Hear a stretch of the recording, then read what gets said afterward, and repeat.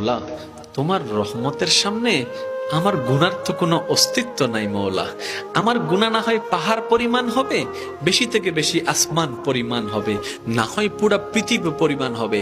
তোমার রহমত তো অগণিত, তোমার রহমত তো অসীম, তোমার রহমত তো আনলিমিটেড। এবার রব্বে করিম বলে, তাহলে ঘাবড়াস কেন, তাহলে মন ছোট করস কেন?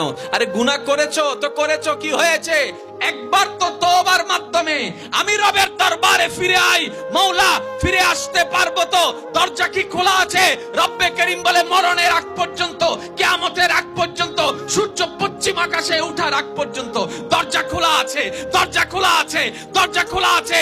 এবার বান্দা বলে, মৌলা 24টা ঘন্টার কোন টাইমে আসলে সেই দরজা খোলা পাবো? রব্বে করিম বলে, আরে ব্যাংকের দরজা খোলা থাকে নির্দিষ্ট সময়ে, অফিস আদালতের দরজা খোলা থাকে নির্দিষ্ট সময়ে, এমনকি ঘরের দরজাও খোলা থাকে নির্দিষ্ট সময়ে, এর বাইরে যাই না। কিন্তু তোর রবের দরবার এমন একটা দরবার, 24টা ঘন্টার যেই কোনো মুহূর্তে তুই আসবি, তোর রবের দরবার তোর জন্য খোলা থাকবে। সুবহানাল্লাহ।